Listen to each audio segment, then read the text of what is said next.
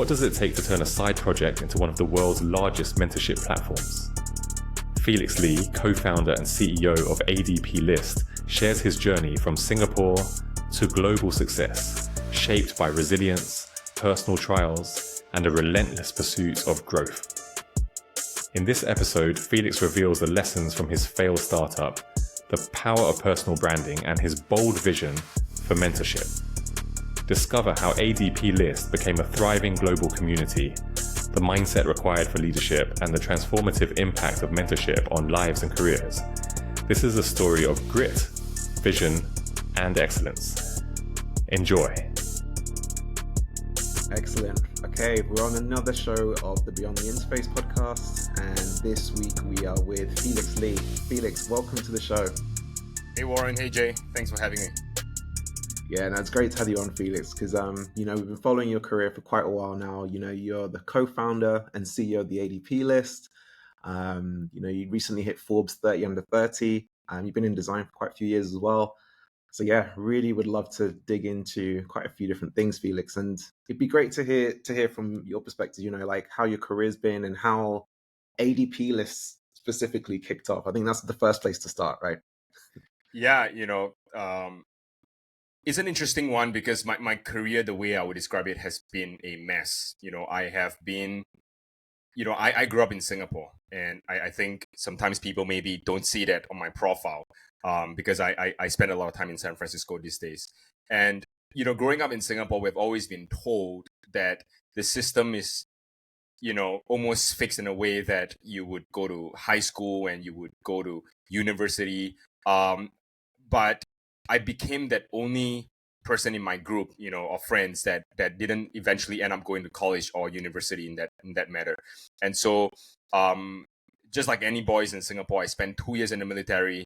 And once I came out, I joined a founding team of a company that would then eventually became the Robin Hood of Southeast Asia. It's like a fintech company. I was the first design lead there, and then I started ADPList during the pandemic. The story of ADPList, still fascinates me to today. Is that it was really a side project. I didn't want to start my second company. For me, it was clear that, that people needed some support during this tough time of pandemic. Like lots of friends and networks and families were getting laid off. And for me, I just felt like, I have always been preaching on LinkedIn that a designer is a problem solver. And for me, this is like the biggest crisis that the world is facing at that very year. And so I sort of found like, a sense of responsibility that as a designer, I maybe could do something about it. So ADPList became that solution. It was really an idea that during this time, you could match two people together on a call because it's all virtual, and they could have a conversation about their career, where they want to be in life. Maybe someone was laid off, and you could help mentor them to get a next job. And so that was really the idea. We started in early 2021, and it started to take off from there in the design community. Today we're in more than 7 different categories, including engineering or product management. And so it has grown beyond what a side project would typically be. And so I had to, at some point, leave my previous job and my previous company and then run ADPList now full-time. So it's been about 3 years now. It's been a hell of a journey. So excited to chat more as well. Not too bad for a side project, to be honest. So congratulations to you. You mentioned something that is extremely interesting to me. So you spent 2 years in the military, and then you transitioned into a startup, so like a Robin Hood kind of equivalent. Like, how did that happen? Were you on like doing courses during the military? Did you have like a design background or product backgrounds before you went into the military, like education wise? How did that happen? Intrigued to know that story. Yeah. So when I was in the military, I was actually the combat medical specialist. And so my role was basically, giving first aid and doing all the medical stuff while also being in the combat zone. And so I will share a little bit, one particular story that I, love about being in the military. But the 2 years in the Singapore Armed Forces, in the Singapore Army, wasn't the best experience for me. I'll be honest. I was picked on a lot, and I was very different from a perspective where I didn't like following the rules, and hierarchy is everything in the military, right? If the sergeants are gonna and officers are gonna tell you to do something, you don't question it, you just do it. And I think that kind of goes against a lot of people like us that are more entrepreneurial. We just love questioning things. We kind of want to do things that only make sense for us, and so that got me into a lot of trouble. But I think the problem wasn't just getting myself into trouble, but in the military, there's this thing where it's like, one for all and all for one, right? And so if you get into trouble, you're getting the rest of your platoon into trouble as well. And so that unfortunately became more of like a thing. Becoming a lot more frequent, and people just started distancing themselves from me. But during that time, I also found a lot of comfort being alone in the military service, mostly through it all.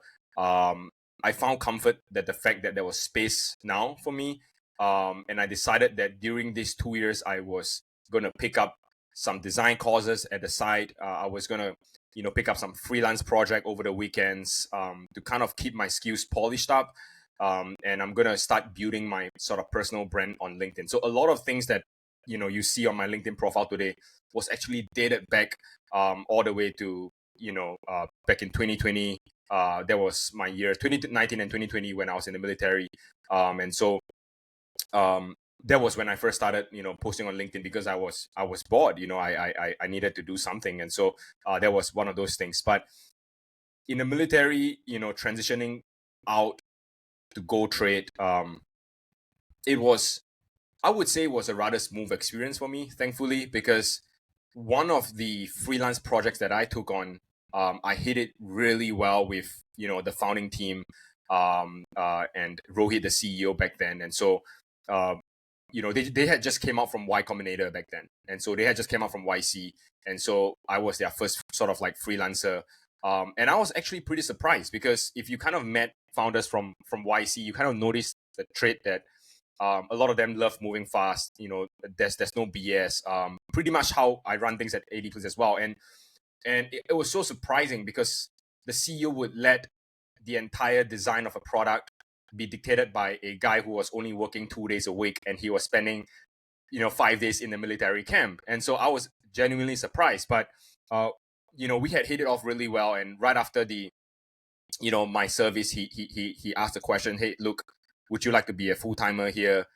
Would you like to be part of the team as a design lead? At that point of time, I was applying for jobs. I was applying to Facebook, Wish.com, I remember, Uber, and stuff like that. I was supposed to be flew to the US for an interview with Meta, for a final interview, but they actually canceled that flight because of COVID-19. And so, long story short, I accepted the offer to go trade, and just kind of move from a freelancer to a full-timer. So that was a very, I would say, a pretty smooth journey, thankfully. But a lot of it came during the time while I was in the in the Singapore Armed Forces. Yeah. Was that your intention? So like, obviously your LinkedIn posts, that brand that you're building up, obviously had an impact, right? Because they were in YC, they found you, and they obviously liked you and brought you on board. Was that your intention when you first started your kind of LinkedIn journey? And Yeah. was your intention to kind of land a big job, say like a new startup? Well, that's a very good question, Jay, because it came, the whole LinkedIn personal branding thing came from a very dark place, if I have to be very honest. So I've started my first company when I was still in high school as a student. When I was 17, I started my first company with my brother, and you'll see how this relates, because we started this trip planning app that helps students to plan their itinerary when they travel with their friends and stuff like that across the country, or just in different countries. And so by the time I graduated, right before the military, we had actually sold that company for about $250,000. So that was my first company. We had it acquired for $250,000. But the truth is this, and the truth is that we never got the money. We kind of got scammed. We kind of got screwed over. So we never got the money. We got, at most, we probably got about 30,000 out of the whole, $250,000. And so I had split 50-50 with my brother. We took $15,000 each out of all the earnings. And it just wasn't a lot, just coming from a family where 250K would really change the trajectory of my life or just my brother's one. That was just, like the hope that we were hoping for, but it didn't happen. And so then I began learning, like, I really started questioning myself, like, how can I not be a pushover in life, right? How can I not be a pushover in workplaces or in careers like that, where someone promised you something and then you don't get it? Like, do I have to be rich, or is it something else? And so I came to the conclusion that even if I was a multi-millionaire or billionaire today, and if no one knows who I am, it doesn't hold any power. But if you're influential and you're rich and you're influential, influence could actually buy you a lot of things. It could buy you opportunities. It could buy you good talents. You could attract talents to want to work with you. And so I felt like having a voice was really important to not get pushed over again. I felt like having a voice would be really important for my career, to be able to attract the right opportunities as well for myself. And so that was really when I started the whole personal branding, because I felt like, hey, look, if I was Elon Musk today, frankly, I don't think those guys would push me over. Not because Elon Musk is a billionaire, but because if Elon Musk tweets something bad about your company, folks would boycott them, right? And so to me, it was almost like clear, like, hey, a level of influence would allow people to kind of consider twice before pushing me over. And 19-year-old kid, me back then, 20-year-old, I think it was quite a traumatizing experience, but I kind of took that lesson away from me, that I needed to have a voice on my own. And so that was how the whole LinkedIn thing started. Yeah. That's incredible. Honestly, that's like so kind of inspiring, because when people think about personal branding and they see people posting regularly on LinkedIn, people tend to think it comes from, people just want to be popular. There might be shallow reasons behind it, but you've got like deep rooted kind of reasons. You impacted by something significant, could have changed the course of your life and your brother's life. And then to prevent that, so it's almost like a defense mechanism to prevent that. You took this course of action.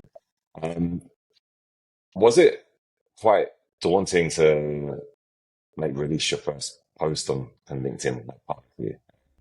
I'm kind of interested. Like, do you remember what your first post was?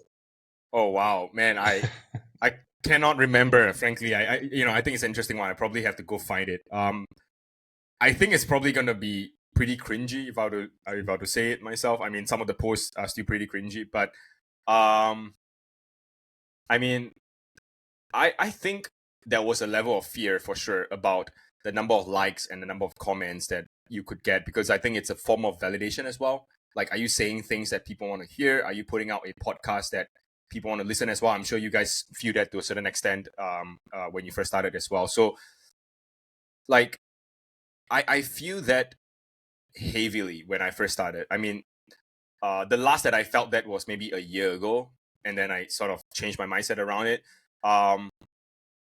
Like, there was a lot of validations around, if no one likes this post or if no one comments on it, does it mean that I'm not kind of like providing value? But I think the deeper meaning here was that, am I actually saying things that are authentically things that I would like to say, or am I just kind of like clickbaiting people into commenting or liking something? And so at some point I kind of crossed that threshold of like being comfortable with just posts that might potentially be popular versus posts that might not be as popular. I just settled with the fact that as long as I'm consistent, I think that's all that matters, right? Because it's all about experimentation. It's all about building a voice in a certain way. And so there's no right or wrong way to do that. I kind of made peace with that late last year.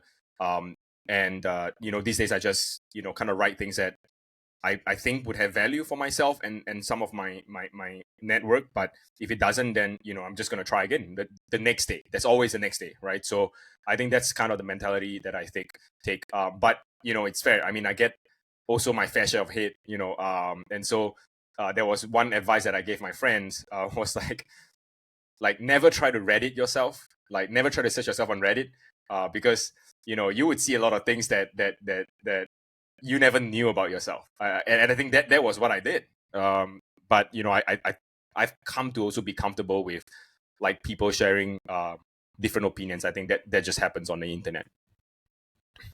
Yeah, look, Felix, this has been great to hear how, listening to all the things you've just been saying, I can see how it's shaped you into creating ADPList, right? The freelancing, the challenges that you had initially with that first business has probably given you the business mindset. And also obviously the COVID impact as well, right? In terms of wanting to kind of help other designers there in that situation.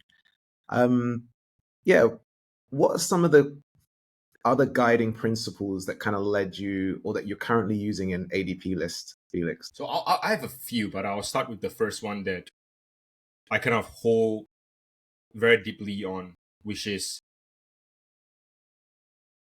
like every leader will never be too big for anything that might be in the details. And what I mean is that leaders should never say no or be afraid to get down to the ground and get their hands dirty. And especially when it comes to serving your community or serving your customers or your users, it calls for direct attention from leadership. And I learned this not through a hard way, but I learned this as a continued reminder, because there are times where I would make certain decisions, and I think some of my leaders that are working in ADPList right now, they wouldn't understand. They wouldn't understand why certain decisions was made. And I just said, if you just look at the data, or if you just talk to a little bit more users, I think you would be on the same page. You would benefit from some of these conversations.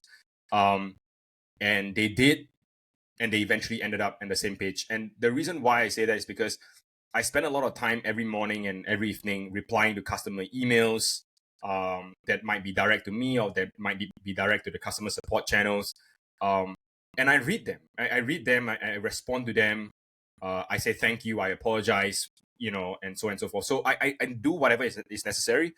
But I think it's important for leaders to stay in the details in order to make decisions that are truly, truly helpful and good for both the business and the users.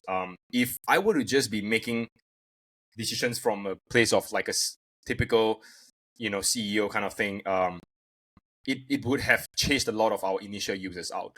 I think the fact that ADPList continues to be a strong community is because I never really wanted to get my foot off the pedal and say, look, we're big enough now. I'm just gonna do the CEO things. I'm gonna do fundraising and stuff like that.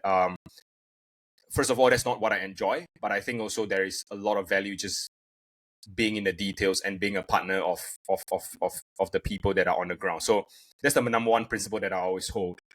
The second thing, it's a little bit more contrarian, is to never work with B and C players. Like, I think there is a lot of tolerance for folks to be wanting to work with people who are nice, who are kind, and but are not that competent. So as long as you're nice, you're easy to work with, but you're not that competent, that's fine. To me, that is a compromise. To me, it is a very painful compromise, especially when you're after a mission. You know that this is part of your life's work. You want to make it great. You want to make it successful and big. To me, there's a lot on the line, and there shouldn't be a compromise on any details, and especially on who you work with. And so, like, truth to be told, like the turnover at ADPList, I think for the past 2 years specifically, even the whole lifetime of ADPList is pretty high. And I typically give a ramp up period to a new hire for like 2 weeks or even up to a month. Because my rule is this, right? If this is a startup, this is a really small team. And so if you're really worth your salt, let's say as a designer, as a marketing person, ideally you should have produced at least a good result in the first 2 to 3 weeks. Like there is no reason for you to not produce something good in the first 2 to 3 weeks, because you're sort of like onboarding yourself for the whole 2 to 3 weeks. And so I think in certain sense, like there's no time to be wasted. So you want to work with people who are really, really good at what they do, who bring high energy. And so I always advocate for hiring A players and working with A players, because life is too short to be just, messing around and just being nice and doesn't get work done. So I had my painful experience with just being the nice guy and, giving chances. And so I think it's not that you should be an asshole. I think it's more towards you should have standards. You should have standards that you don't want to compromise. And so I think that was something that I learned through very hard lessons. And so that's something that I wouldn't say I have perfected it, but I'm getting better at it. I'm getting into conversations with team members and, making sure that, we are working with the right team. So those two are the most probably important principles that I continue to hold. I think that's incredibly fascinating to me, because it's something that I've come to realize, coming to my career as well, is that I think in the product world, like we're calling it high agency. So you want people with high agency. So people that the environmental factors or, the conditions of the business or whatever, like they don't need to be perfect, but they can just hit the ground, just figure out the problems and add value as quickly as possible. My question to you, then, off the back of what you just said, appreciate it. Standards and getting into the details is extremely important. How do you filter that out? Because, like you said, like you've got an expectation of people to can add value as quickly as possible after hiring. I believe in that too. But then how do you filter that out so that you don't waste your time and their time? And so so I have two questions. How do you filter them out during the hiring process? But then also, how quickly do you realize that you need to exit them from the business as well? So let's start from the hiring, because I think the hiring part is like, from a first principles perspective, is the first thing that, sort of like if you don't have a good hiring system, you let the virus in kind of analogy. I would, in a simple way to maybe put it, is that you want to treat hiring someone like an investigation for a case or on a person. So what do you typically do in an investigation? You talk to people who might know them, you get into details, you ask them about their past experiences. So obviously you do all the typical things that you do on the interview, but the most important thing that I found was references. You want to talk to people who has worked with them before and has worked with them deeply and know them as well. And what I found useful is to talk to these references and really just ask them, say, hey, look, we're potentially hiring this person and it's going to cost us, quite a bit of money here. So I really want your reference. And so whatever that you say here is off the record, right? Whatever that you say on this call or in person is going to be off the record about this person. So if it's good, great. If it's not, you just paint a good, clear picture. And so I think a lot of people are honest when you tell them, like, it's okay to be just open about it, because it's going to be quite a, important hire, especially in a startup. I think every hire is an important hire. And so treating it really like an investigation is really the key. And references are probably the most important things that you could get. Of course, in some cases, I don't do references. In some cases, it's more of, hey, look, I think we need this person. We have a good feeling about this person. And why not give it a shot? So in some cases, obviously references, if you're not in a rush, references would work. But if you are in a rush, then kind of trust your gut feelings to give it a shot.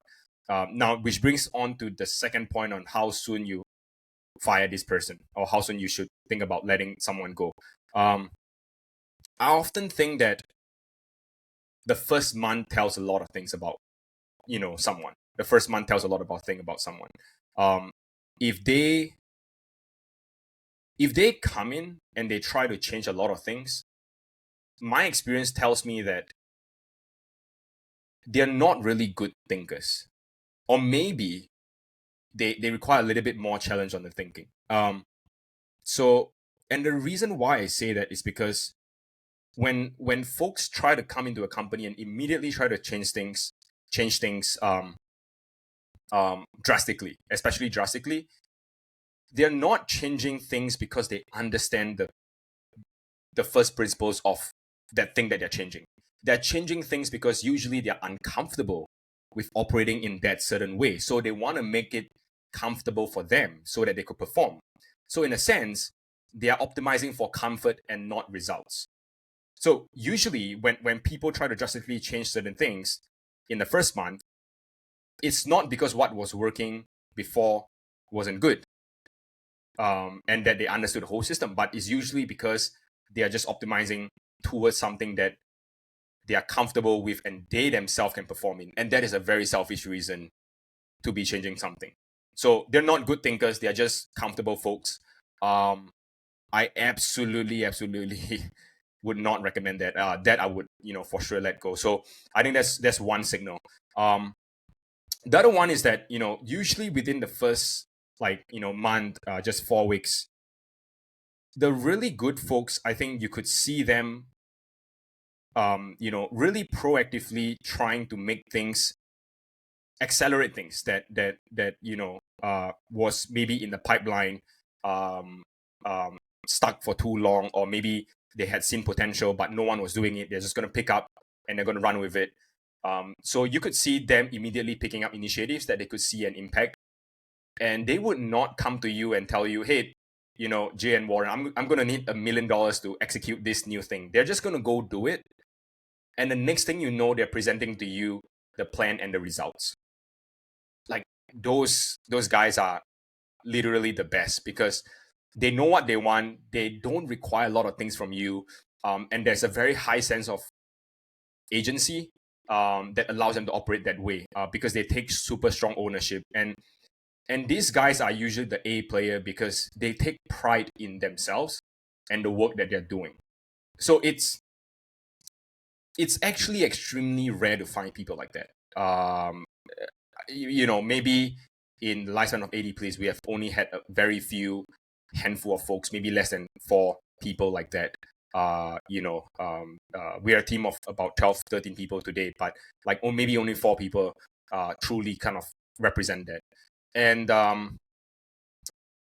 would say one last sort of signal is, when you think about when do you fire someone, is that if they don't perform up to expectations, whatever that you set for them in the first month, then the likelihood of them trying to perform in the second month is quite unlikely. Because the first month is usually what I call the hype month, where everyone is hyped up, excited to go. Things are still fresh. That's where they get most of their energy. If they're not performing too well in the first month, I think it's a clear signal. I think my guess is my observation, at least, I think maybe people might disagree and stuff like that, but I think performance improvement plans doesn't work. I mean, if someone is not performing, there's no way that a month or even 2 months or maybe 2 weeks would change them. It's just not in them to perform, and maybe it's not the right company for them. Maybe it's not the right team or whatever. And so that's where I think the first month could be very telling that, hey, if things doesn't work out, it probably wouldn't work out because they might need a lot of time and investment from you. And the question is, do you have the time for that? Do you have the patience for that? I think those are questions that I'll ask myself. Yeah. No, these are really great points, Felix, right? And I think great learnings for anyone kind of going into a new organization, right? Especially an agency or a small startup. And yeah, I think in terms of development plans as well, those are going to be something that's going to be quite challenging to kind of get yourself back. And I agree with you, Felix, on those points, right? I've seen it as well where you can try your hardest to kind of get someone to get back on track. But if it hasn't been working for like over a year or even a shorter space of time, it's going to be really challenging, right? And in terms of A-listers, Felix, right? You've been speaking about them. So obviously you go out to get those A-listers for your organization. Do you think hiring those A-listers has really contributed to the growth of ADPList? Because you grew like exponentially, right, within a year during COVID. So do you think having those A-listers contribute to that impact? Well, I mean, it's a tough question because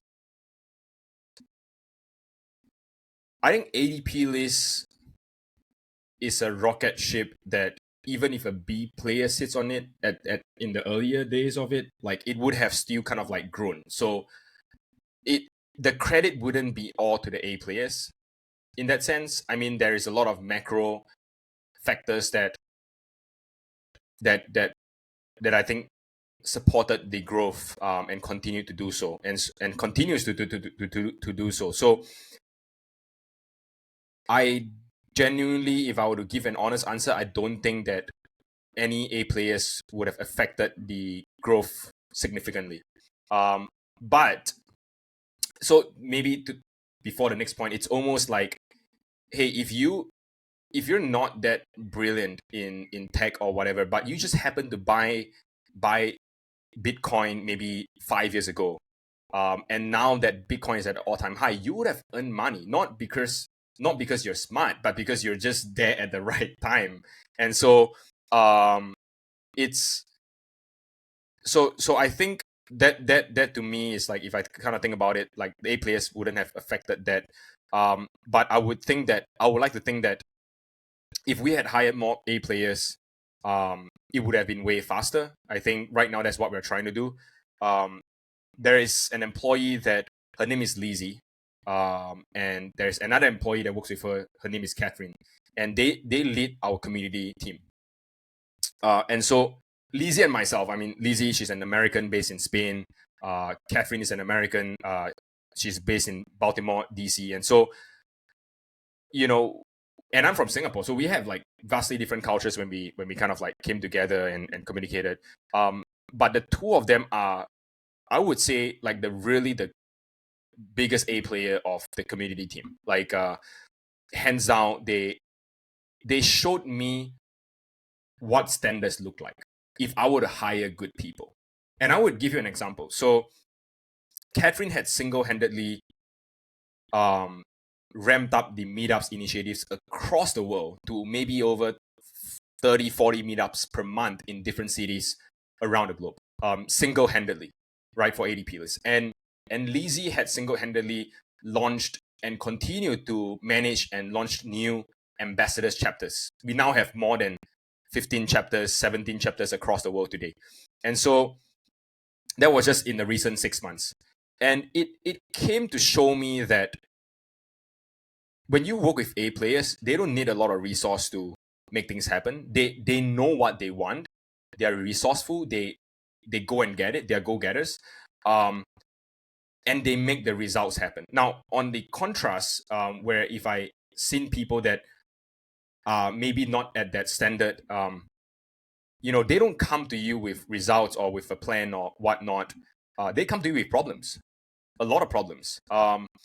And seemingly they could never solve them. Seemingly they would always be finding excuses in terms of what could be solved or what could not be solved. But they're not recommending you a way. They're not recommending you like, hey, this is a problem. I have studied 3 solutions. This is the one that I would recommend. What do you think, Felix? Like, what are your thoughts on that? That's what A player does. But what the B and C player does is that they come to you with a problem and they said, I don't know what's the way out. I think about this, but I don't know what's the way out. And so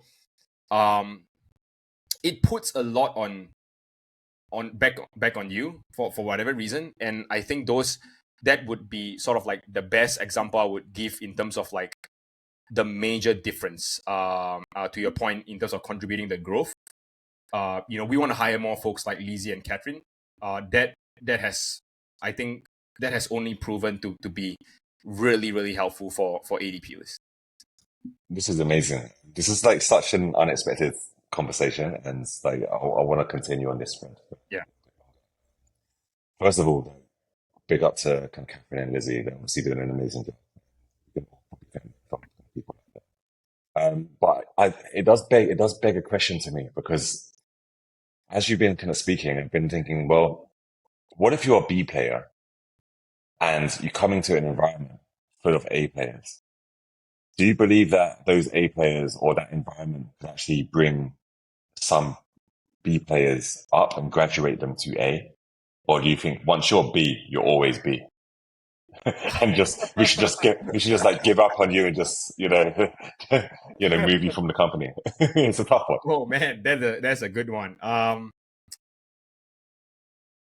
I genuinely like to believe that B players can thrive in the right environment. So I'm a huge sort of basketball fan, and I play a lot of basketball as well, even today. And so when I look at, let's say, the current Lakers team, right, or the 96, 97 Chicago Bulls with Michael Jordan, and all the current Lakers with LeBron James, arguably there are very few A players in each of these teams, except for maybe Michael Jordan and Scottie Pippen and stuff like that. But if you think about it, the environment was so that the A players could lift up the rest of the team. And I think it's possible. It's possible for the A players to lift up the rest of the team to a standards where it's unimaginable. They could do things that are maybe they themselves thought was impossible. But I think that the distinction here is that the B players have to first be self-aware that they're not there yet and they want to learn. And the second thing is that they have to want to put in the work and be there a lot more. So it's almost like, hey, you're not Michael Jordan yet, so you got to spend more time on the court. You got to spend more time in the gym.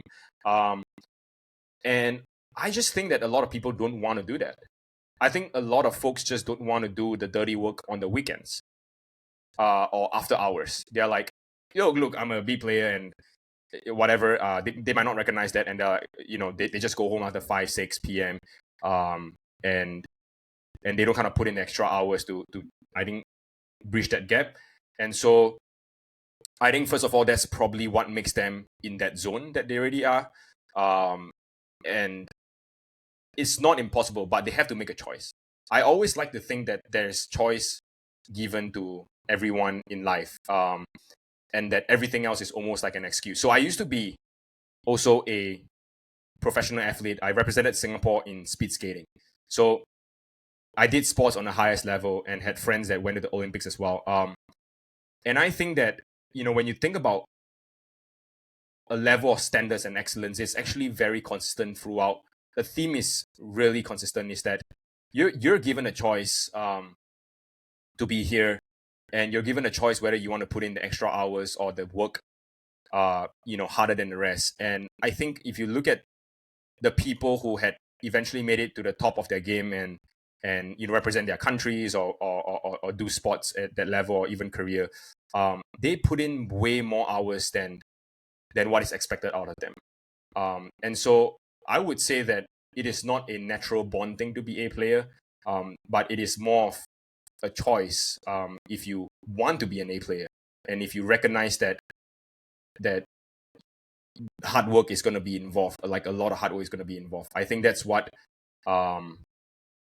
is required to actually make that jump, because the difference between a good player and a great player is a world of a difference.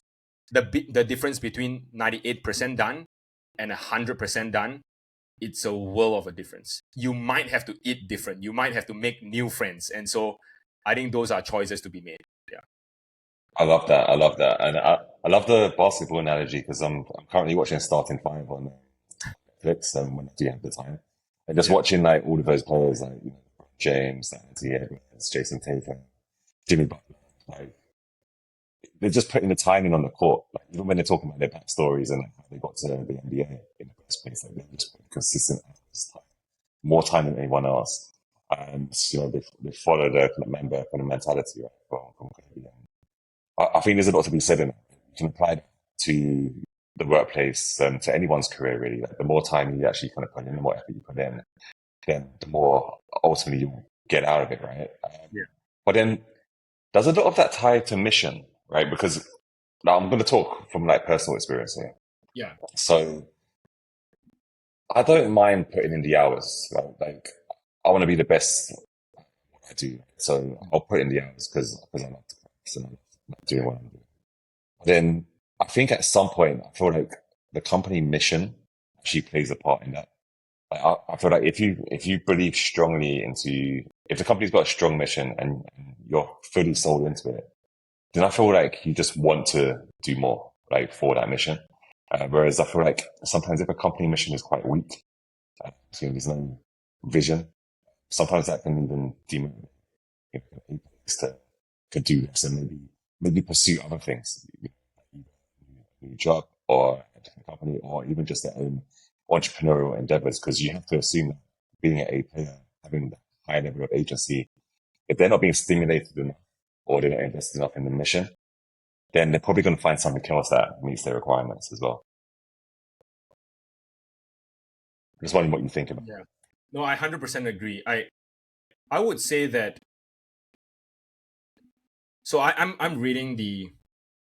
I just recently finished sort of the Elon Musk biography, and I thought it was pretty interesting. And one of the pointers that I found was really interesting was the case at Tesla.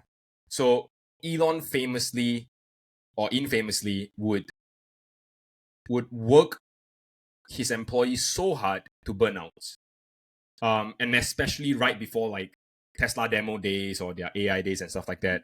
The employees would literally not go home and spend time with their kids and their family. So here's the thing, right? A lot of them felt burnout, and quite a few of them actually left their jobs at Tesla right after the demo day. So they're like, look, I'm completely burnt out. This is not worth it. I'm getting out. Now, the magical thing here is this, and it was written that a lot of these employees, not just one, not just two, but a lot of them actually tried a different job and they couldn't get used to it, and they came back to Tesla. And what happened was because the mission at a different company just wasn't big enough for them. The problem that they're solving in the world just wasn't big enough for them anymore. The intensity felt like it was so boring at a different company. Like they could not get used to, hey, you got 3 months to launch these things. Because Elon was always pushing, you got 1 week, you got a few days. Like they could not get used to having 3 months to do a small project. And so I personally could relate to that a lot. I mean, Go Trade was a good time for me, and ADPList, I think, is also kind of a little bit of similar to that as well, which is that if you kind of don't have a big enough like goal and a mission and hard enough problem, but you also don't have that intensity, I think people tend to take those things for granted, but in fact those things actually motivate people more than they could ever imagine. And I think folks in those companies might disagree especially when they are in the company, but I am almost 100% certain if they step out of that company, they would look back and be grateful for what they've done, and what they've contributed. So there's a lot more case studies. I mean, if you look at the iPhone team with Steve Jobs, when they were designing the iPhone, like no one went home. Like 3 months, no one went home. It was brutal. It was brutal. Some of them even had family problems because of that. But the truth is that now looking back, I mean, would you not want to be part of that iPhone team? I mean, a lot of them would still have loved, because it is a lifetime of work, for that sacrifice that you have made. So back to the point, a lot of things is about choice, right? Like you're solving a hard thing and a grandiose mission, that should excite you more than anything else. So you should have mentally be prepared that it's going to be tough as hell. Yeah, I love that, Felix. And I think, have you kind of implemented some of those mission-based learnings in your endeavors? Like, do you currently have like a strong, because I know the mission from an outsider, right? You want to obviously drive free mentorship for anyone, but internally, do you guys have a strong vision or mission that you're using to kind of really propel your team forward, keep those A players motivated? I would say that we always put it from a story perspective, rather than like sort of one mission statement. I mean, we have one mission statement that we put it publicly, which is to democratize mentorship for all. And internally, we say that, we want to help every person unlock their potential in life.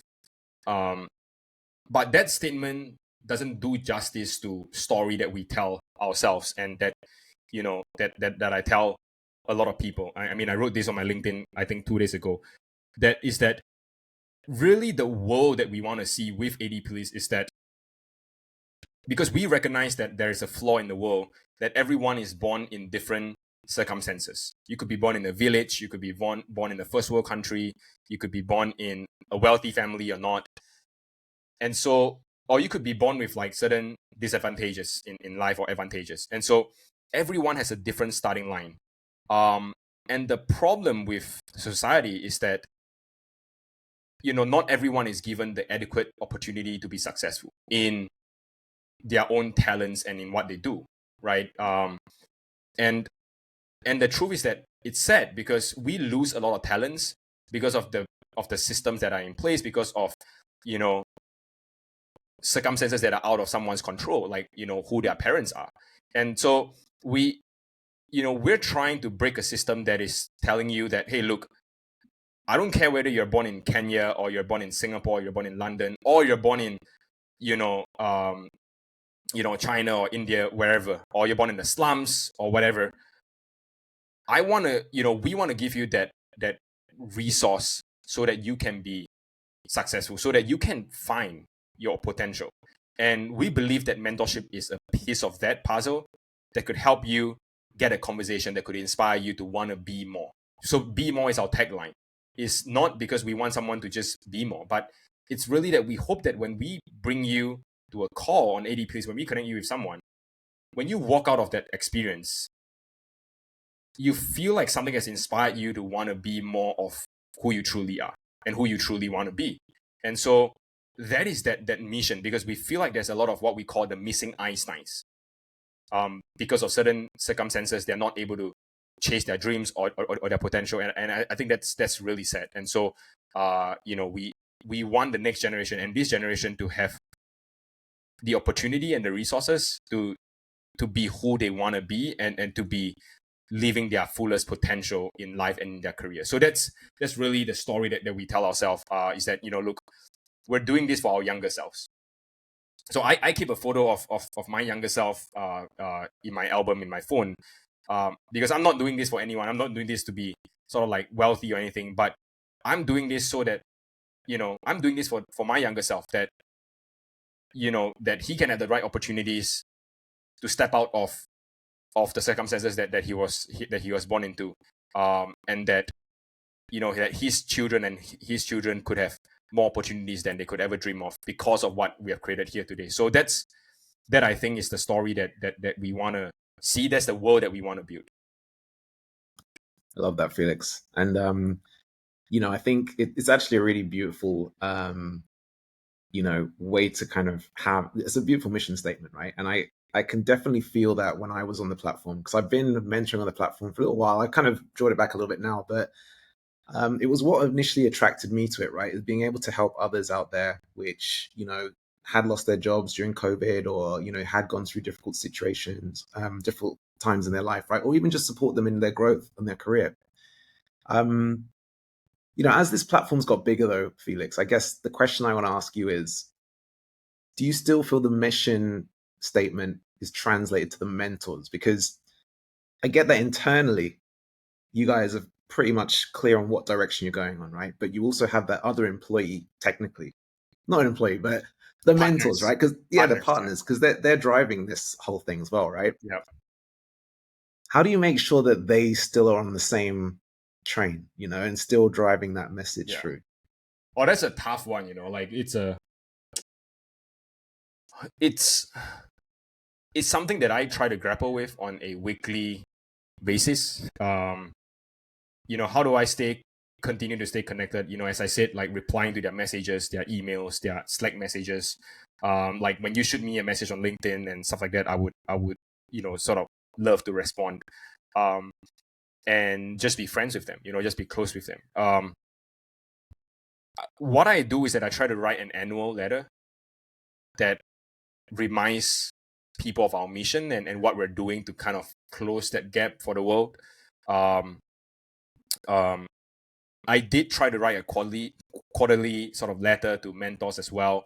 But unfortunately, like there's just a lot of tasks on hand, so I couldn't do that. But it's something that I'm not going to find an excuse for. I think I should do it like more, like maybe half a year or once every quarter, where it kind of shares to the mentors, hey, this is how much we've contributed all together as a community for the past quarter.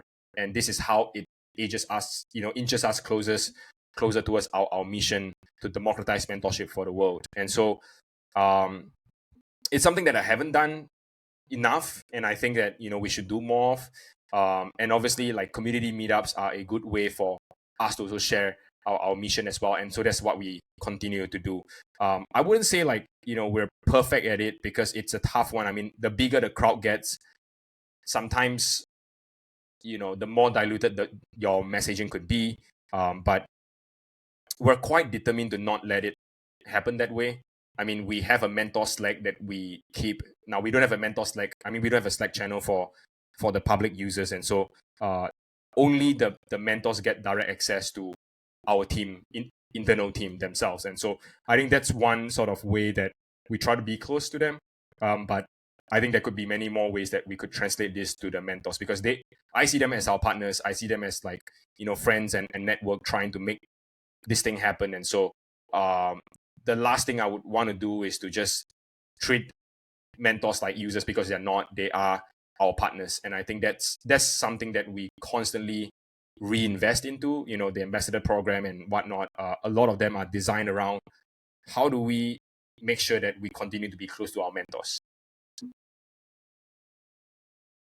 Yeah, and I think I think it's one of these ones, Felix, where I think a lot of people are still on that mission, right? Because it's free mentorship, right? So to even get into that, you have to want to help someone, So I do feel that even though you're saying that you'd like to do more, I do still feel like a lot of people get it. They're still kind of driving that, right? I guess the question I really want to just understand is when we talk about free mentorship, have you had any challenges with trying to grow this whole operation, right? Because as it gets bigger, you're going to need more resources, more funding, more ways to kind of keep this going on an upward trajectory, right? Yeah. Have you had any challenges with kind of doing that, with it being a free platform and the way it kind of is currently? So when we think about sustainability of the platform and the company, because it's free, I think there's a lot of challenges that come with it. We kind of dug our own grave on it, if I were to be honest, because it was a side project. So I never meant to monetize it. There was no, truth to be told, I don't think I shared this with anyone, was that there was just no business plan to begin with. I think a lot of folks just kept thinking that I decided to start this because I saw an opportunity in the market. I just saw a problem that needed to be solved. I did not see a market. I did not see it as a business opportunity. So when we first started, and when I first started taking this seriously with my co-founder James, we had no business plan. We had no idea how we were going to monetize, and we were just very clear that it was going to be free. Like that was the only thing that we're clear about, even to date, is that the mentorship has to somehow remain free. And I think, and there's many reasons for that.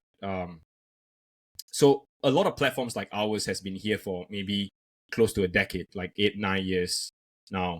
And the question is, why did ADPList eventually take off?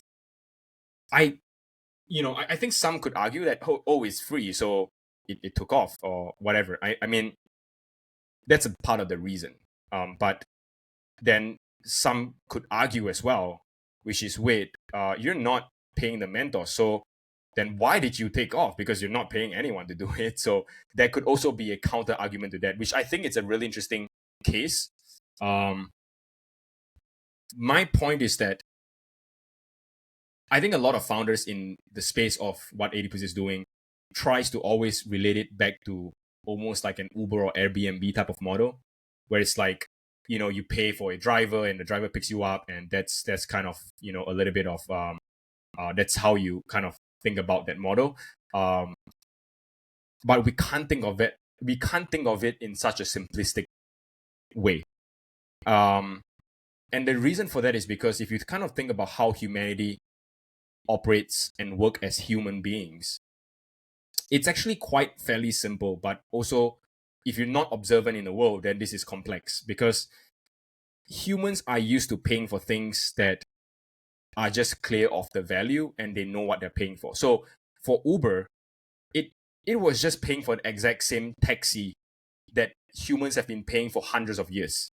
Humans have been paying for taxis and car rides or whatever, horse rides for hundreds of years, and so humans are wired and very used to it. It was not a service that was unfamiliar. They know what they're getting into. Now, for Airbnb, it was clear as well. Folks have been paying for hotels and staying at houses and whatever, vacation rentals for decades. Airbnb just scaled that up tremendously. So humans are used to paying for that. Now, if you think about it, paying for a stranger on the internet to have a conversation that you might potentially not know what you're getting out of, that is a very foreign concept. No one is used to paying that. If, in fact, mentorship has always been like, hey, I'm just going to talk to my manager, I'm just going to talk to my friends and get some referrals, and that's about it. That's what people are used to. So when you try to introduce a design that humans are not used to, it will fail. It will fail because humans are just not wired to think in that way.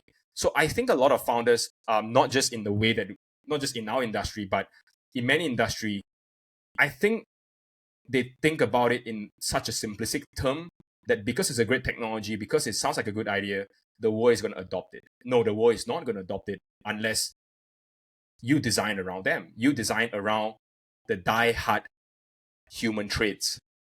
Is that it either makes them money, it saves them time, it finds them a life partner, whatever, or it kind of, makes it so easy for them to adopt it in the case of ADPList. So I think we just understood humans way better than any of the companies. And I think as a founder, that is frankly my strength. Like, it's also why my LinkedIn grew, is because I knew exactly what people wanted to hear. And that is not a skill that you could learn. It's an observation that you just have to observe the world, right? What works, what doesn't work. What do humans like to hear? What do they not like to hear? And I think so that was our strength, that we grew because we just understood humans better than them. But also, it dug a grave, back to the point, which is, now that it's free, no one has ever done this at this scale. So we have no reference point of a business model, not even at this point, right? And so I think then we raised our first round. We raised 1.3 million from Sequoia Capital in India, Goodwater in San Francisco. We raised a pre-seed round, and we're still kind of like, working through with that funds, right? But I think we have to begin sort of like the journey of, I think, finding that business model, what it looks like. But one thing that we're still very clear today is that we're not going to monetize from our mentors or our mentees. In fact, if anything, the money that we're making, it could, a part of it, in my sort of way of thinking as of today, is that a part of it could be, let's say we charge companies, or we would charge like B2B clients, and then some of the profits could then be distributed to mentors who have contributed in a certain month. So think about it. If we got $1 million revenue every month, maybe 20% of that could be given to mentors who have contributed in a certain amount. So let's say if Warren contributed a lot this month, he could have a bigger pool of that $200,000 that we're giving out every month. So it could incentivize more mentors who want to contribute as well. It's almost like a YouTube creators program where the more viewers you have, the more payouts you're going to get for that month as well. So that could work. But that revenue, we hope, should come from businesses and not just our consumers or our community. So that's the way that I'm thinking about sustaining it. But for now, we're still figuring things out. Yeah, it's a huge challenge, Felix, right? Like, it's not an easy thing, right, to kind of tackle. It is. And like you said, no one else has done it, right? Which is, incredibly difficult. I like some of the ideas you're thinking about, though. I think those could definitely be great ways to kind of look at that. But I guess you still want to be careful of the integrity of it, right? Because I think as you might go down that road, you might see people getting into it for the wrong reasons. I'm just thinking out loud here, but I just feel like it's such a difficult challenge. I know you've obviously been thinking through it, but it's a difficult one, man. Well, I think it's beautiful, especially like just kind of looking through your brand and you can see that you've got 200,000 followers, sign up to the site, and it's just mentoring so many different people, millions of connections. How do you maintain the quality or standards kind of mentors on the platform to kind of make sure that the mentees are getting the absolute best or getting the most value possible? Are there any kind of controls that are in place there? Is it something that you're thinking? So there's 3 ways that we actually maintain quality. It's pretty straightforward. The first one is that mentors, even like Warren himself, right? Like we actually have qualifications criteria. So we actually do manually approve and vet through every mentors that apply and sign up to be a mentor. So when you first join as a mentor, your profile is going to be pending. No one is going to be able to see your profile right up until our team, looks at your profile and approves it. And we kind of do all the background checks, on like LinkedIn and stuff like that. So the approval rate for mentors is about 20% or even lower. So very few people actually end up to be a mentor. So we have like 30,000 mentors today. We could have way more mentors if we wanted to, but we were very determined and still are that quality is the top notch, criteria that we want in our community, because we're going to invest a lot back to our mentors with meetups, with events and conferences and stuff like that. So we want to make sure that the people that we bring in as mentors are curated. So that's one, how we maintain quality. The 2 other things are more straightforward from a product perspective. Is there is a review system.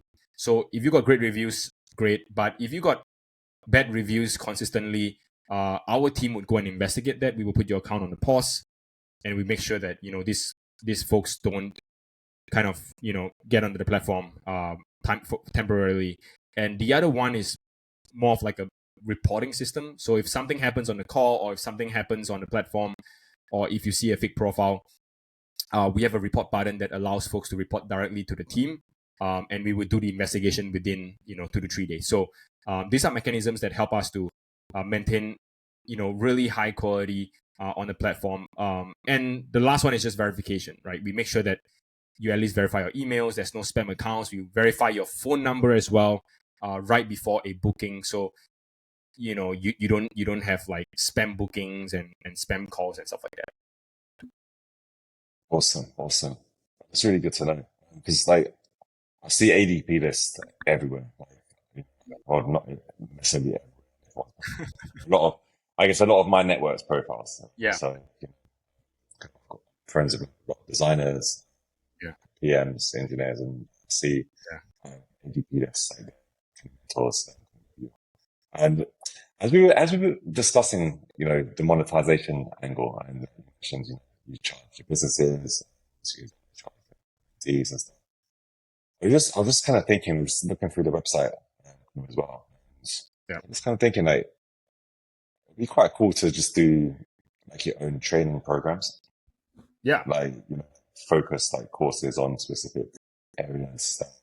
Because you've obviously you must have collected enough data in terms of like what people can looking into what they're interested in, what they're deciding, what sort of mentorship are they getting, what companies are they coming from. To probably package something that can be sold to organizations as a program or something. Yes. Which I think like opens up a whole plethora of opportunity for you as well. So it's definitely like the work you're doing is not done, for sure. Just on that, there's just a thought that just came to my head. That's a great idea, though. I love that. But yeah, just on the kind of quality and kind of maintaining like the standards.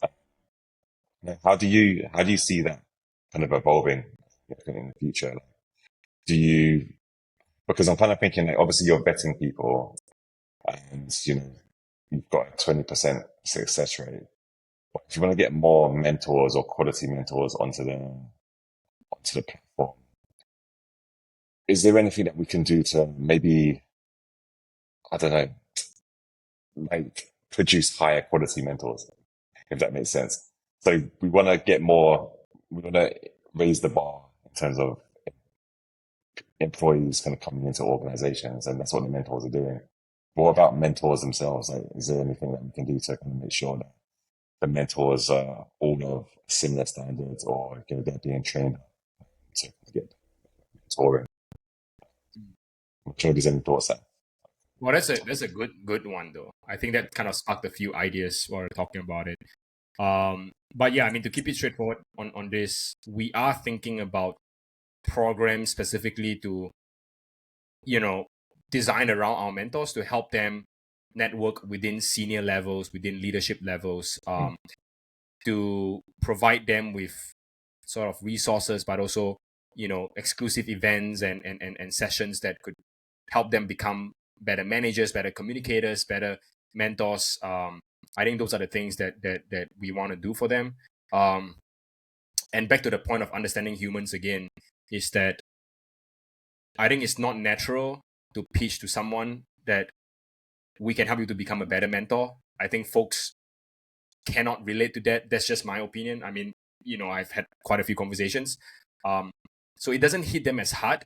Like the mentors would be like, oh, it's fine if I go or don't go. But I think what would be a more interesting pitch here, Jay, is that, you pitch them some of the essence of the mentors that could make them a better mentor, but you just don't say it up front. You could pitch things like how to be a better storyteller, how do you better manage people, how do you be a better communicator, how do you be how do you give better feedback. So things that hit them harder are not becoming a better mentor, but the essence and the principles of what makes a good mentor. I think people buy into those more, and so inherently, that's also because those are skills that helps them get a promotion. But if you tell them be a better, how to, if you were to promote like, hey, ADPList is going to help you to become a better mentor, I think maybe a lot of them would drop because they're like, oh, they don't see how it relates back to their day-to-day job.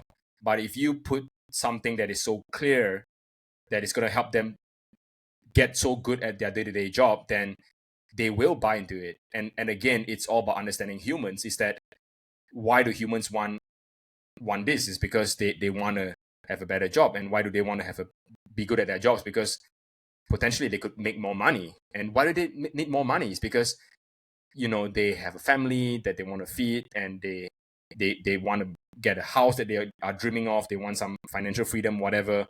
And so it's driving all the way down to the first principles of things, and then selling them that back, right? Because I'm a big believer of like making sure that while you sell your mission, it cannot just be a one-way language, right? Like I have to tweak my language a little bit just to make sure that you know exactly what I'm trying to communicate to you, because I'm not trying to sell you something that I'm selling myself. I'm trying to sell you something that you will want to listen, and that includes packaging things sometimes a little bit differently, just so that folks would pay attention to that. Yeah, Felix, I have to say from personal experience, it's definitely made me a better leader, being a mentor, right? Yeah. Like you said, it's having those discussions with individuals, understanding their growth needs or opportunities, and taking that into my day-to-day job, right, has like enhanced the way I interact with my team. So I definitely advocate for that and say, yeah, 100%. That it's going to make you a better leader being on a platform like ADPList, right? And I think coming back to Jay's point, adding those courses in there, or if you kind of subtly do it, I think would really help as well, because that was another thing, Felix, that I personally had to do a bit more learning on. Was when I first was on the platform, I really had to do a bit of self-learning in terms of, hey, how can I be better at like communicating Oh with people man, like we this? should improve on that. I, Yeah, we should do better. Hmm. No, but it's definitely if you're thinking about stuff like this, I think that would enhance the platform even more, right? Yeah. Giving Yeah. that kind of support to those mentors. Yeah, actually, we were recently thinking about sort of how ADPlist could evolve into becoming a partner for someone's growth, right? Because if you want to help them reach their potential, you gotta be a partner in their journey. And one of the analogies that I put is a health report, right, or health dashboard. In the sense, I think it's clear to everyone that mentorship and knowledge is important for them to continue growing. And it's quite similar. It's clear to all of us here that health is probably the most important thing that we all own and have. But then you do see a lot of people recognizing that, but yet not taking proactive actions to make sure that they are on the best health plan, or they are in the best shape. And so I often look at ADPlist as we have the same problem at the health industry, is that I think a lot of people recognize it, but they don't take proactive actions to improve themselves, or take proactive plans. And what I think ADPlist could evolve potentially, this is just a random idea that just floated to me and my team quite recently, was that what if we could also be like a health dashboard, but in the sense of your career growth, that we're telling you that, hey, you're good at communication, but you really suck at leadership, and you're at the bottom 10% of your industry on storytelling, or on leadership. So here are some ways that we recommend you to improve on your leadership skills. Talk to this person, take this particular course, read this thing. And so you then become that de facto platform that people kind of cross-check what they're good at, what they're not good at, and what are some of the prescriptions you give them to be good at something. Because I think it's really hard for people to take action.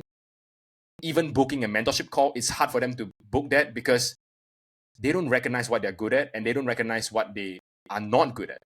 It's like telling you that, hey, you got diabetes, you have to cut down on your sugar. But if I don't tell you got diabetes, you're not going to cut down on your sugar.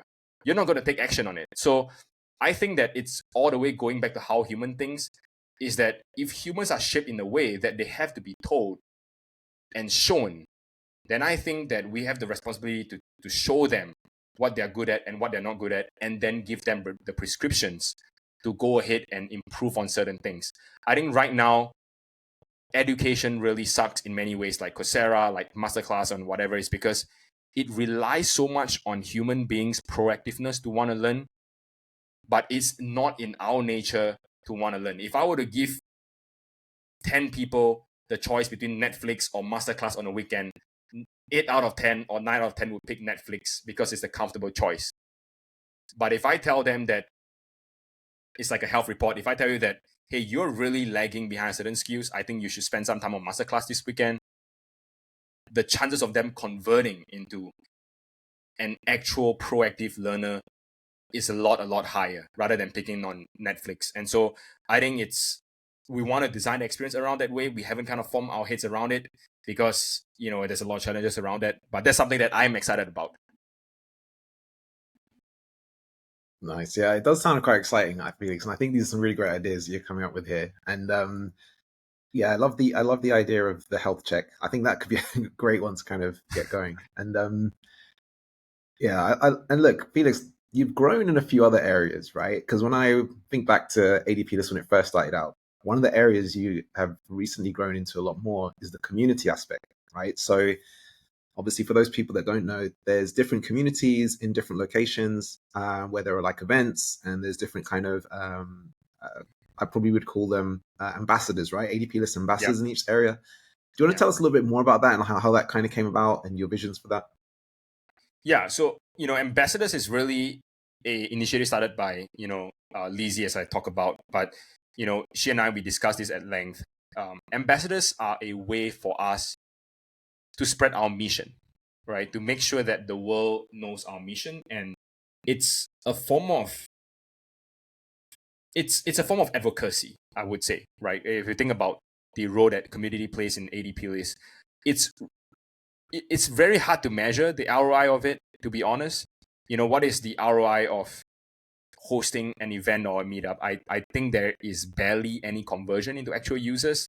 And so sometimes Lizzie would even be shocked, like, hey, why is Felix giving us some budget to do this? Like, there is not a measurable output of that, like a ROI. But I constantly reassure the team and the community team that ambassadors program and such initiatives for the community, it's really important for us and our mission to make sure that folks know what we're about and we're not just a platform. I think I'm really afraid of the fact that people look at us as just a platform and not a community. I think at this point, people still look at us as a community, but at some point, it could get so big that people just look at us as a platform or a company. But as much as I can, I hope that our ambassador program continues to relay the message of the important work that we're doing for the next generation and this generation, that all of you have potential and we want to help unlock that, and we want to bring you the knowledge and the resources to unlock those potential. And ambassador program is a way to advocate for that, and to bring people together so that we can celebrate that mission, can talk about it, we can organize things around it as well. So that's really the core of the story behind it. Yeah, and I think these are great, right? These programs. I've never been to one myself, but I think we have one in Dubai, right, as well. I think you have an ambassador program in Dubai. Yes, yeah, I think so. Yeah, we have a couple of meetups in Dubai. Nice. Yeah, and I think this also helps kind of drive that like different diversity, right, of the community in different areas as well, right? Yeah. So Felix, just on the communities and the chapters and the meetups and things like this, do you also do like speaking events there? Do you have people like talking about certain topics, or is it just more about like getting together? Yeah. Yeah, 100%. So we have two types of things going on. So events and meetups. So meetups are more casual, kind of hang out, network. It's mostly networking based. Events are strict agenda based. So that means that we bring in speakers, we bring in panels, so on and so forth, depending. And those are usually revolving around certain skill sets, whether it be design, product management, leadership, communication, storytelling. So it rotates different themes, but events are much more organized and have a strict agenda, and there are speakers involved. Yeah. Great. And I want to just ask Felix, like, are there any like key learnings from these events that you've kind of taken away from, or areas that have like sparked new interests of like things for the platform? I think people value in-person meeting a lot, and so that's actually very comforting to see. But I also think that on the other flip side, people don't want low quality events. So it means that it's got to be well organized. You got to have good speakers. You have to have good engaging panels and moderators along as well, and hosts. So the quality is really important, that we don't compromise on that.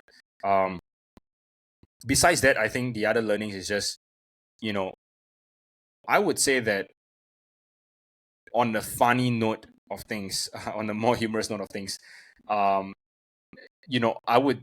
advice I would give and learning I would say is that always over approve people for the event capacity, because there's always drop offs for events, and within the team I have always infamously over approved by more than 200% than the capacity for the venue, and so I get a lot of shit from my team for that, because my team just says, look, Felix, you got to stop doing this, because what if Sunday, everyone just shows up and you got like 2 to 3 times more than the venue could hold. And so, but we have not gotten into trouble yet, not yet. But I always find value the fact that you rather have more people there than less people. I mean, it looks good on the photo as well to have more people. So that's what I always optimize for. Nice. And look, Felix, I think it's been great hearing about like what you're currently doing Yeah. with these events and about ADP lists. You've spoken a little bit about what's coming up next as well. Um, one thing I wanted to really dig into is like how you're handling the competition a little bit, Felix, right? Because you've set a trend now. I think over the last 3 to 4 years, this platform's like grown exponentially, and we are starting to see a lot more not copycats, but people trying to ride the train a little bit. Yeah. How have you been like handling the competition and like making sure that you're still at the top level of platforms that people go to first for mentorship? Yeah. So I take a very contrarian view on competitions. We have, as you said, Warren, we have seen a few folks who learn from us, who emulate certain things that we do. And there's quite a few of them, frankly, whether be it from a product perspective or from a design, whatever perspective, we have seen quite a few emulations. And I welcome them with open arms, as I did with any other things that I do in life with competitions. I'm a highly competitive person. And I'll be very honest with you that the contrarian view that I take is that I don't compete on a technical level with people, because some of them could be more technically better than we are. Some of them could be have more money than we do, and whatever the case might be. I compete on a psychological level with a lot of my competitions, including when I was doing in sports. And what I mean is that and this is going to get real dark and real contrarian here, I bet on the fact that the founders would burn out way faster than I do. I've been running different companies for 7-8 years, and I don't ever get a single burnout. I have not had a single vacation for 8 years, and probably not going to have for a very long time, because I had a life growing up where that option just wasn't available for me and my family. And when I was in sports, when I was in early business and in the military, so I had lived through a period where it had prepared me for that. And so I know a lot of founders in this, they have commitments that they do back home. They have a soft heart for their employees at times, and I don't think that's a weakness, but I like to think that I can edge out against that, when they want to work with B players, and I don't compromise on that, and that they look forward to the weekends and I don't, because I don't have them. And so I bank a lot on that. I'll tell you that, because it brings me back to one conversation that I had with one of our early employees, because she called me at 10 p.m. And she just said there's this competition, like whatever it is, like copying the things that she has done and we've done. She was just really unhappy about it, and I said there's nothing you can do about it. There's really nothing you can do about it. But let's bet on the fact that we're going to be better as a team, and we're better as individuals as well, and we'll out execute them. We'll outwork them. We will outwork them. And that's what happened. That team, I think, broke off, or whatever happened internally. Founders switch out, whatever happens, and stuff like that. So things happen. And so I compete on a level where people don't see. I compete on the fact that you will likely burn out before I do, and you will likely give up before I do, and I will just need to bet on that fact. And even if the founders don't, I can bet that on their team, because their team are not founders, and they for sure has commitment back home. So the people that I tend to hire are people like myself. So you could imagine 10 of that running around versus the other team. And so when they have management switch out, it's a weakness, because when they have management switch out, there's a lot of conflicts, there's a lot of politics, there's a lot of slow down in the team, and that's where I outrun the competition. And it's it's moments like that. So I take a very hardcore approach to competition, because I don't compete on technical level, and And I would say to this final reference point in terms of how I view competition. There is this very famous F1 race. I think it was Michael Schumacher and this other competitor. And it was a very famous track. I believe it was in Italy, where there was this notorious turn in the F1 track where it was just so dangerous. You have to slow down before that turn. It was a left turn, I remember. It was so dangerous. And so these two drivers were competing head to head for the first and second position. And it came that turn that they had to slow down.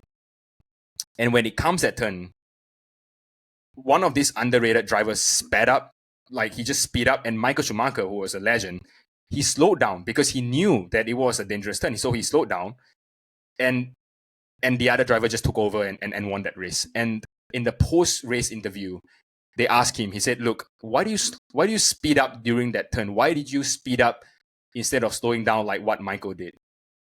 And I love this response. And I think it summarizes up my sense of competition is that, and he said this, he said, in times and competition like that, I will always remember that Michael has 2 kids at home and I don't. And I think that's the kind of killer mentality that I bring to competition, is that you have to be more hardcore than the rest. You have to have nothing to lose and feel like you have nothing to lose, and you go even harder than the rest. Because they could have better cars than you, they could have better equipment than you, but to me, it's a mentality. It's really a game of mentality. I think we have seen many competitions, and I think it's proven and proven again in my life that the mentality is what's going to set you apart from that competition, and not the technical tools and equipments that you have. And that's very interesting. Like, can that mentality be taught, or is that just something that you're born with? Like, you're just like for want of a better phrase, like a natural born killer, like someone that's like psychologically just in that zone all the time. Or, can you teach people to Wow. mentor people in this context? If I were to be honest, I think it's born. I think it's born through events of life.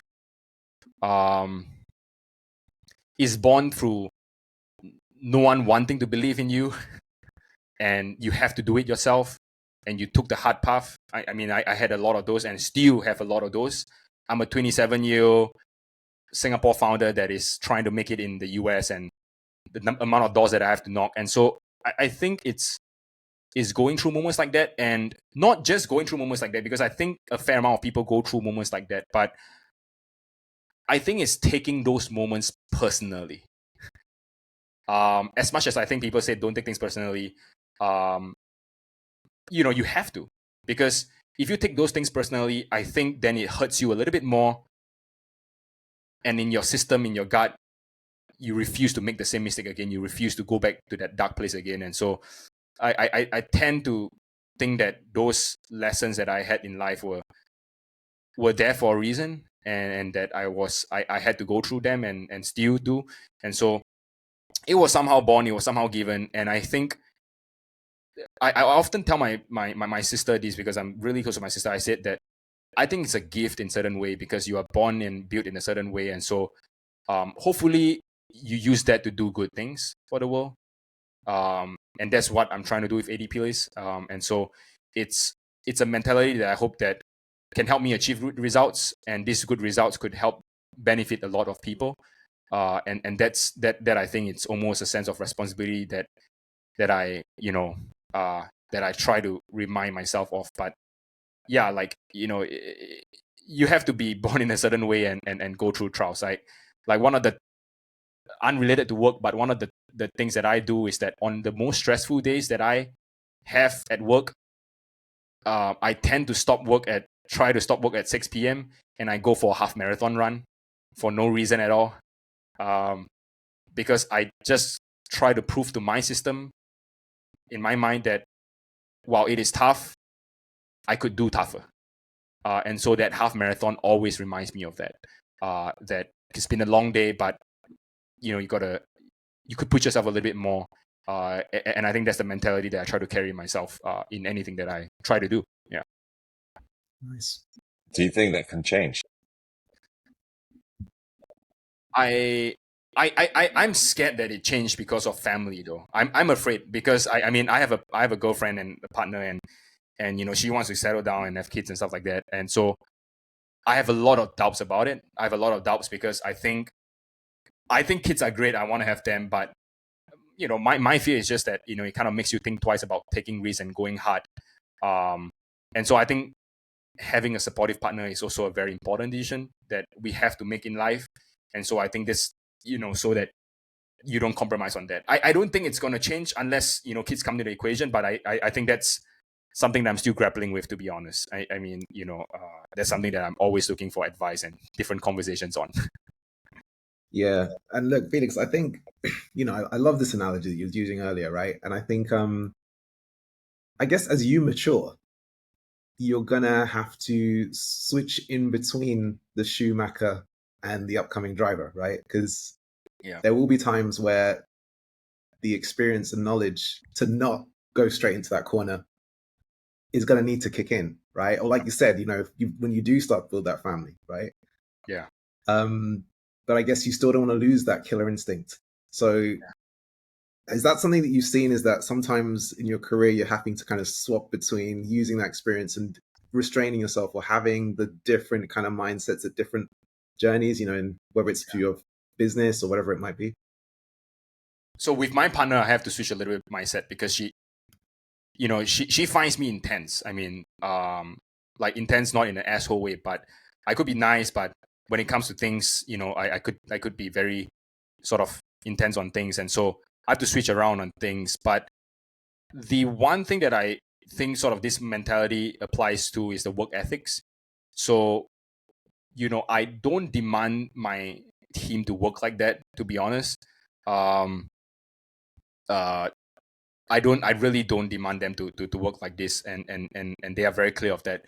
And so but I think it has some impact on people around when they see that, because some folks might be thinking, am I not working hard enough? Some folks might be, you know, might take assumptions from it. And so I try to remind them that this is not expected from them. But this is just expected from myself, to be honest.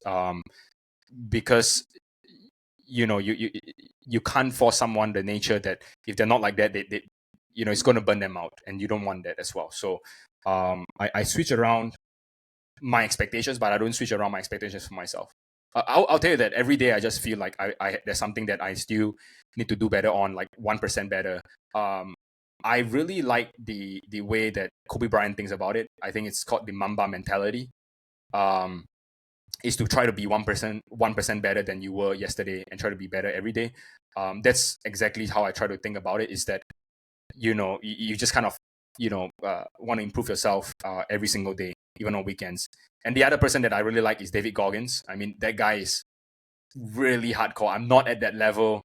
He's a beast. He's a beast, dude. Yeah, that guy is just a crazy beast. And so I can respect that. I don't want to be, you know, living that life, but I think some of that, you know, it rubs off you, and you kind of want to, you know, I mean, you kind of respect that. You have to respect the hustle. You have to respect the grind. And so I try my best to surround myself with people like that. So for example, when I go to running, I actually sometimes run alone, but I run with my friend who runs for the national team.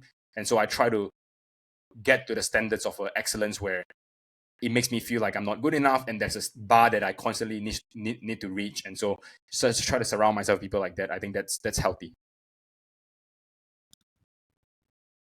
Yeah, and I think you know, I think the hard work is so important, Felix, right? And I think a lot of people don't realize that. I think sometimes they kind of see the success, but they don't see what kind of goes underneath it.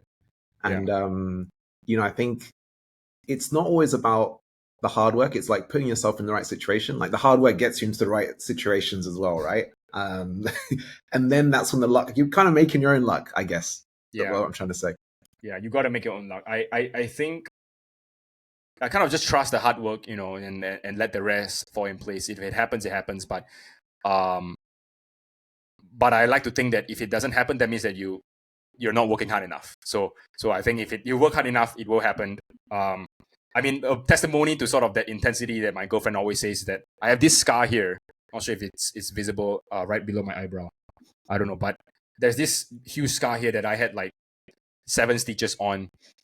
It was just from a regular basketball game. And like going really hard at it. And I think that's the way that I present myself. I mean, even at casual basketball games, I would go to the length of such. I think it's just that carrying that mentality in different things that you do, and you just want to do it to be the best and do it to be there. I think it's less so approving to others, but more so approving to yourself that you can achieve something, and that if you put your heart into it, there's no double standards. I mean, there shouldn't be any double standards if that matters. Yeah. I love that. Like, this is like incredibly kind of inspiring. And I love the reference that you made to David Goggins, because I watched an interview with him. He was on a podcast, and he said the first thing that he does in the morning is he runs for 12 miles Oh man. in the morning. And I was like, wow, why are you doing that? He responded to the interviewer. He was like, the reason why he does that is because he knows he hates running. It's the hardest thing that he's going to do all day. Yeah. So if he gets the hardest thing out of the day, then anything else that comes to him, any problems that he needs to solve, any issues that occur in his life, it's not going to be harder than that run. Like getting out of the bed and just like running for 12 miles. That's crazy. But it goes back to that mindset, right? Like all these people that we aspire to be like, or, we're inspired by, they will have this mindset and commitment to improving themselves and being dedicated to the craft or to the work and just getting the best results. And I think there's something we can take about from that. It doesn't necessarily mean we have to be so extreme necessarily. You can do if it works for you, but I think there is something in, just, I guess, going an extra mile and just pushing yourself. I think that's how you get the work ethic, right? That's how you get the results ultimately, is if you push yourself every day. Yeah. I think expecting more from yourself and ourselves, I think those are, things that I kind of keep it, waking up at 5 a.m. or 6 a.m. I try to do that sometimes. I mean, I'm not the best at it yet, but it's less of the morning habits kind of thing for me, but it's more of like, it's hard. And so if you do it, I think it starts the day right as well. Those are things that we could learn from. Felix, it's been a phenomenal discussion. We've learned a bit more about your background. We've understood how that's kind of translated into your drive and, the way that you've kind of driven this amazing product, which is ADPList, to the growth that it's been in. Felix, just for anyone listening, what's next for you? Well, I mean, ADPList is going to continue growing. I'm going back to San Francisco in February. I'm probably going to kickstart our next round of fundraising. So that's going to be exciting.